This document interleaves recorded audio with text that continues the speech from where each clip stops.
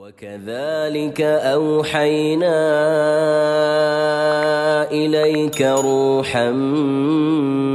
من أمرنا في العلم ويؤثره ويثابر فيه ويسنده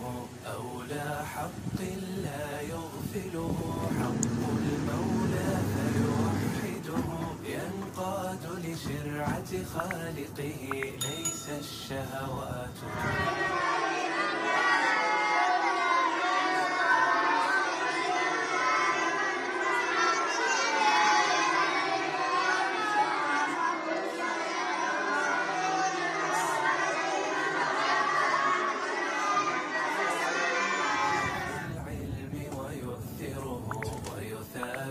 فيه ويسنده أولى حق لا يغفله حق المولى